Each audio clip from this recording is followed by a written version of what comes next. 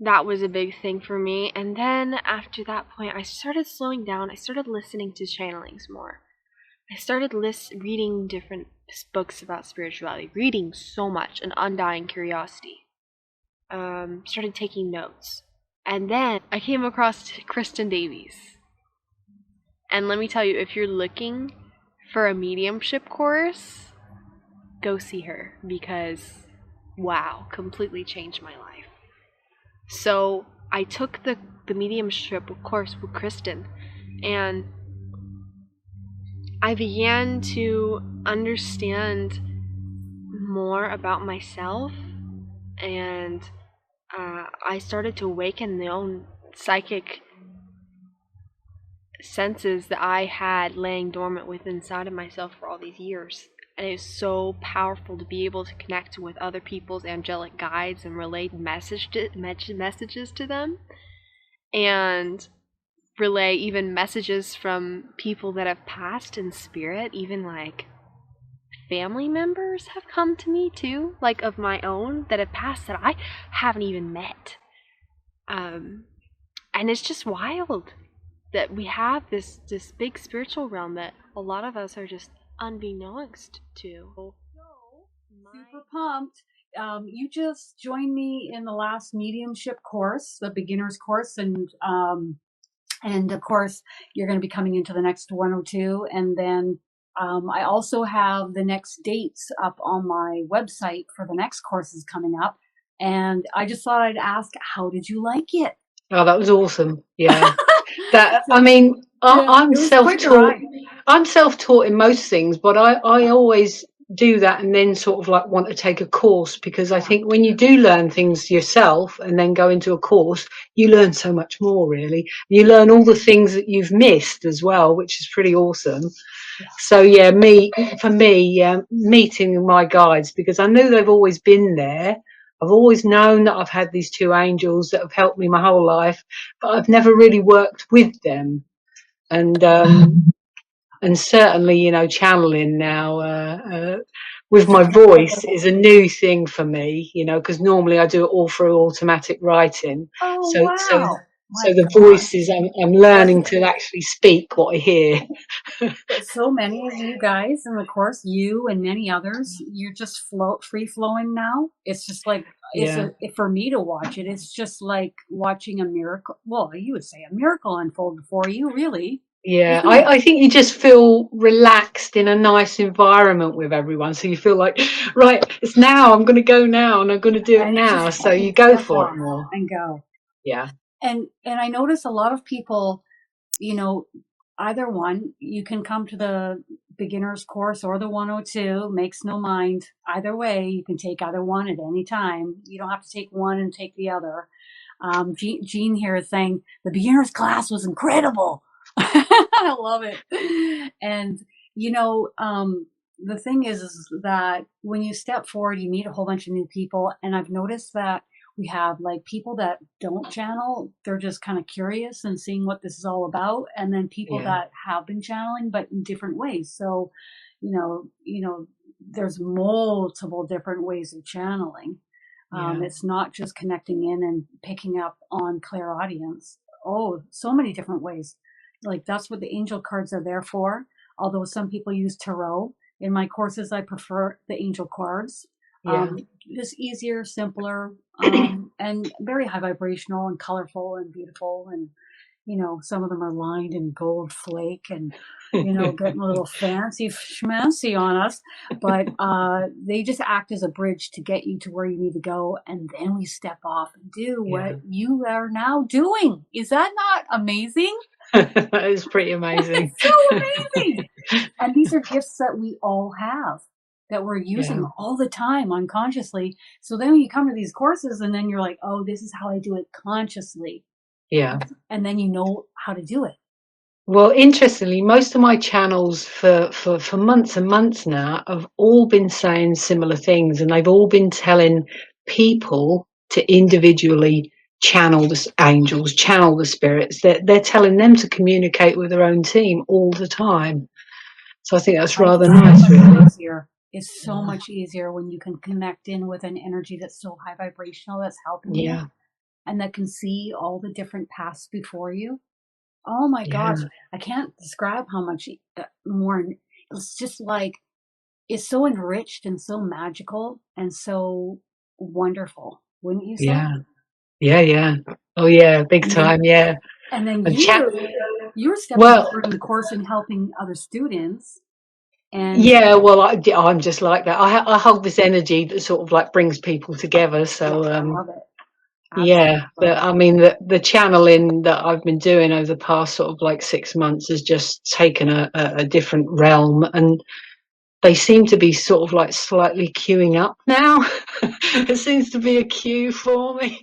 Yeah, and I'm in such a fact-driven career field, like evidence-based. Everything about it is just like 100%. This is what we can prove, and the more that I can just share a little bit, the more that I see people almost like reaching for that, like looking for somebody that will acknowledge the fact that, yeah, we do use our intuition when we're in a stressful situation. We do see how a situation feels, and that's real.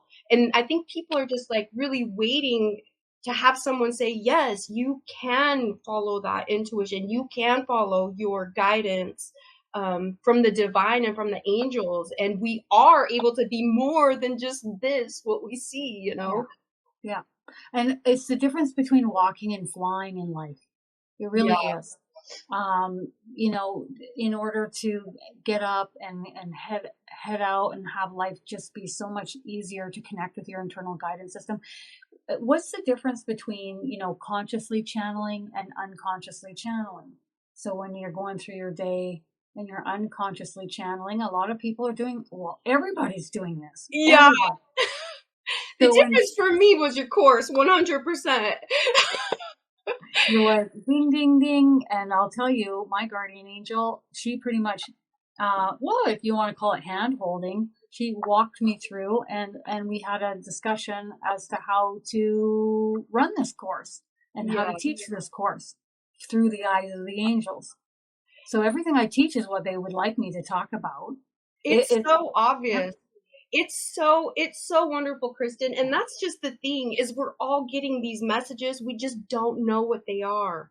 We don't know how to interpret them. We don't know what our heart chakra opening up really means. We don't know what the tingling on the back of our head means that you're having communication, or the ringing in the ears. Or the ringing in the ears, or the cupping of the ears, or the silence on the side of the head for like 10 seconds. Yeah. Well, I'm getting goosebumps all over. See, that's an angel sign. And it's just like we break things down and explain things and work through things. People can practice on camera or not in the comments area. You don't have to do anything that you're not comfortable with. No, I recommend it. I see a comment here, and this is really great. To me, awakening started when everything crumbled in my life and I went into hermit mode. Then I started to become curious to know my true self and my essence from my spiritual point of view, as well as opening up to the world that has been hidden from us. And it really is. It's the same thing with me. My whole life crumbled. It came apart. My health tanked. I was sick for about a year, living at my mother's home. My body really was just, I couldn't eat enough food. It was very difficult. And that is what led me to seek answers as to not only how to get better, but I had all this quiet time, internal reflection time, and everything changed over that year. And I started moving in a completely different direction. And I was still like, figuring things out. But that's what I teach in this course, is the step-by-step how to connect with your team when you feel so disconnected. Yeah. If you want to take the mediumship course coming up in the next few weeks, I would really, recommend doing that. Kristin Davies will be running it. I will be in the course, going live once or twice, helping you guys learn how to channel spirit, learn how to channel these amazing starseed beings, amazing angels, your angelic team, being able to pick up on your intuition of what you want to do in life, where you want to go, and to have more clarity. And that's one of the main things that these courses have helped me with, is having more clarity in your life. because we all need more of that.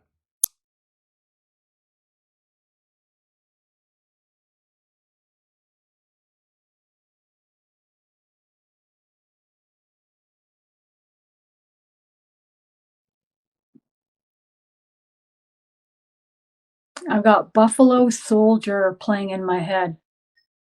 Da da da da da da da da da. Buffalo Soldier. And guess who's coming in? Who could it be? So exciting. I see Eric coming in, and he's pretending to smoke a big blunt. And I just hold steady because I know he can really he'll try to rile me up. So I hold steady. All right. All right.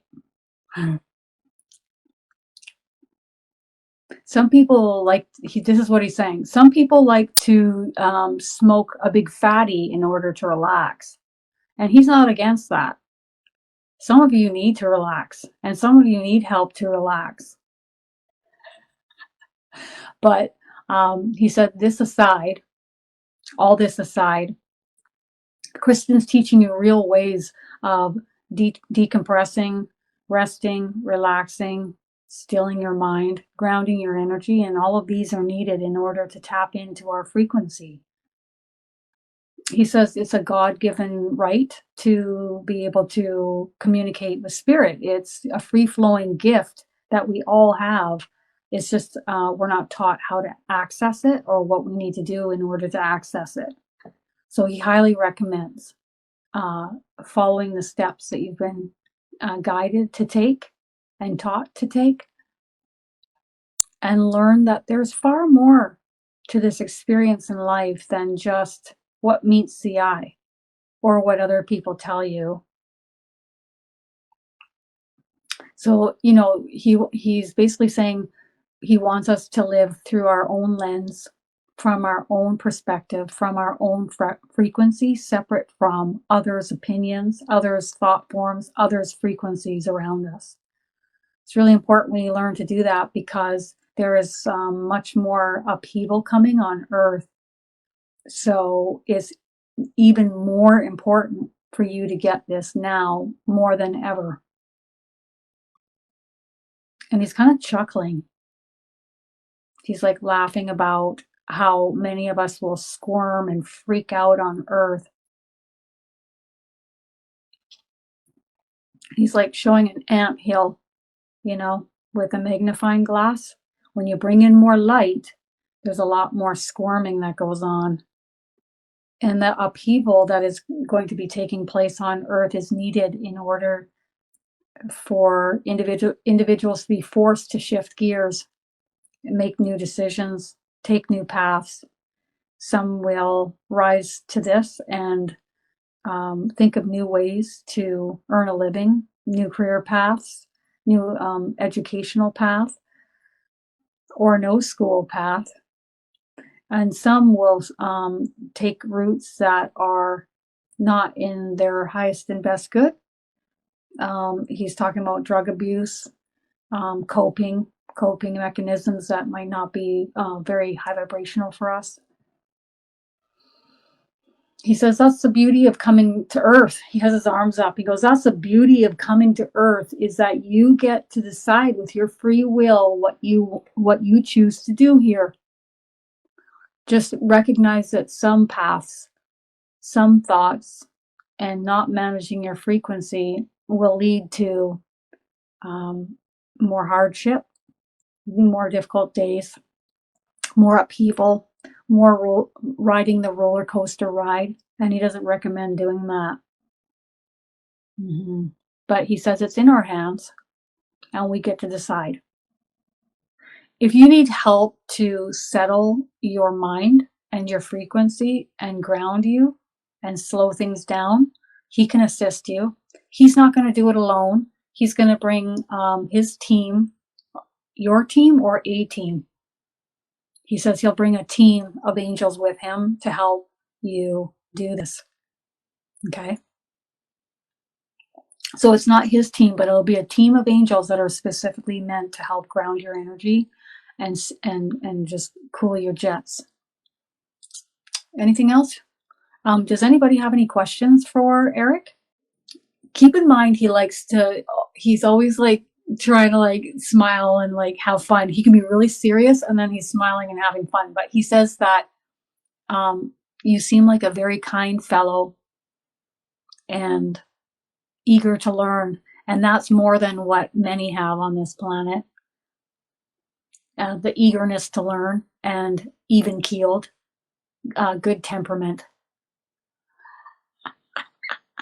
All right, what kind of upheaval? What kind of upheaval is coming? You want to like let us know a few things? Okay, well, he's talking about the floods that have taken place in my local area, washing out roads, washing out train tracks, and washing out pipelines. So we had excessive water that caused the disruption of food, and so there's food and gas shortages. He's also talking about another thing that we've noticed here is a slowing down, and or we don't get our whatever you order online, it's not getting here super fast. So things are slowing down with the post. So that's another issue that's happening. These types of things. He's also talking about more issues with the weather, creating similar or like things as to what we're experiencing right now. So, this might slow certain things down or be an issue for certain things. Storms, weather. As far as like anything major, like the fault line through California, cracking off and breaking off, or massive earthquakes, I'm not getting that in our lifetime. Not in this lifetime. Okay? He's just saying what I've heard my angels say to me before. But he's talking about, in a tidal pool, one area getting stirred up, and then that settles, and another one getting stirred up, and another getting stirred up. So this is something that's going to be taking place in the future. A lot of stirring up here on Earth. Anything else? Some of the things that are transpiring, for example, with gas shortages right now, it will have people think about purchasing an electric car, for example, or downsizing their vehicles so that they have a smaller tank that lasts them longer, or having a vehicle that's part hybrid, so part gas, part electric. So the stirring of the pot is actually going to lead people in a direction to take action steps that are better for the planet. And this is actually a good thing, he says. Okay. He's talking about Elon Musk raking it in, and will continue to rake it in the future big time.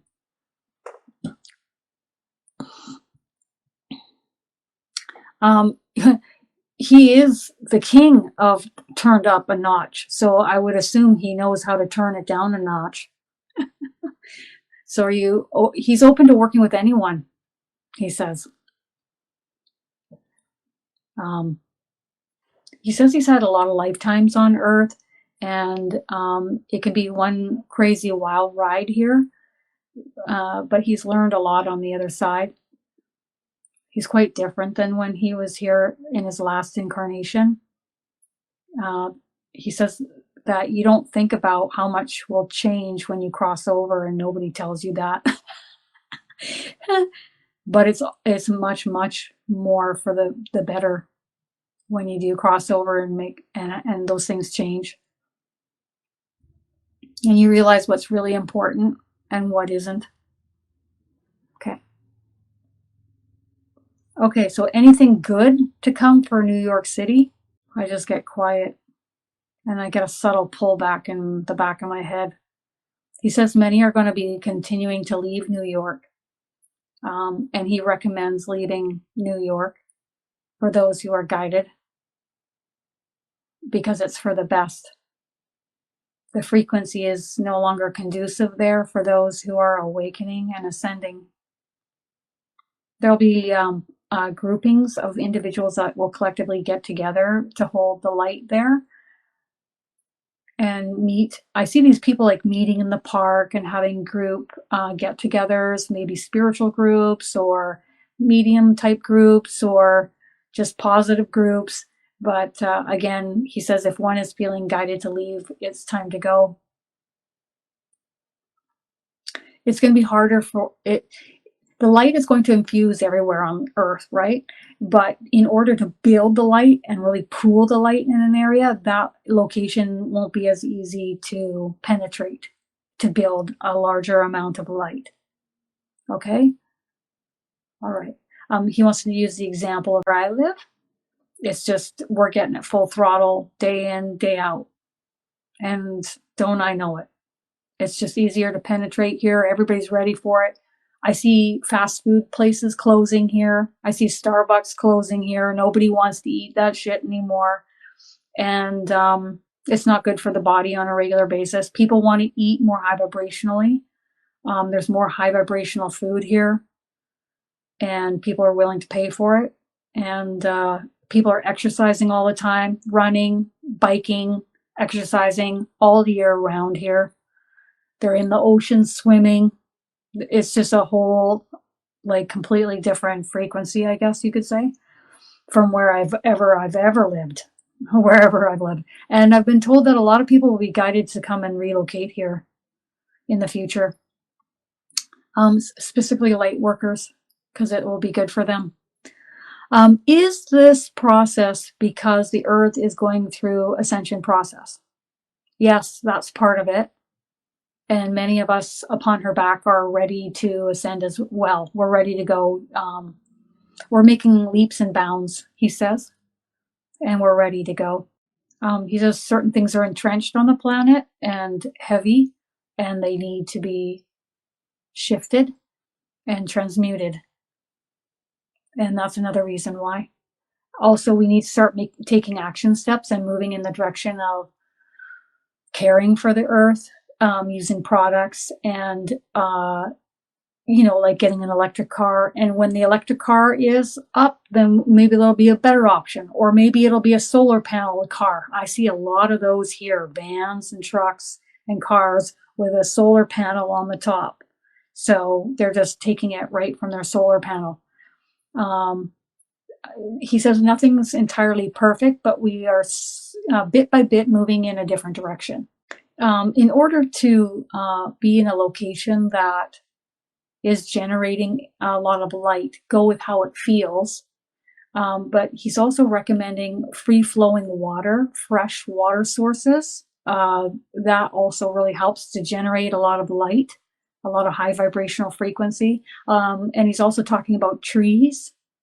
I see a lot of pine trees, well, different kinds of trees, but he's showing me pine trees at first. So trees, a lot of vegetation. I see flowers. So these are the locations that are generating a lot of light through nature. What about Detroit? I heard big tech wants to come in, and I'm concerned that it will lower the frequency in the area. He says, don't concern yourself with that. Just concern yourself with your own vibrational frequency and manage it accordingly as you've been taught through. You will be the light. But if you feel that the heaviness surrounding you, where you're located, wherever you live, is too much for you and it's draining your energy, it's just going to intensify over time. So it's best to think about relocation, or he's talking about being around those who are also very high vibrational and pooling your light together. But many will move, he's saying. Many will move. All right. when people come to me for readings and they're asking where they should relocate, 90% of the time, the angels are guiding them to the West Coast. And yet I hear all the time from people, oh, the fault line and earthquakes and the forest fires. But yet people are being guided to move there on a repeated basis. Maybe 10% to the East Coast, maybe, might be even 5%. So what I'm getting is that there's just going to be a lot of light generated all down the West Coast. And there's a reason why people are meant to move there. So should Melanie stay where she is or leave? It will continue to impress upon you over time.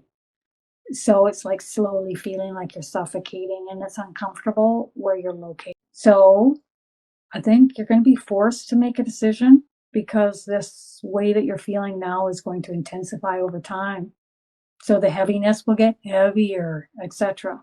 What do you think about, well, they all absolutely agree about you helping to build light there, but this encroaching feeling, I don't know if that's how you feel, like encroaching, heavy feeling is just going to intensify.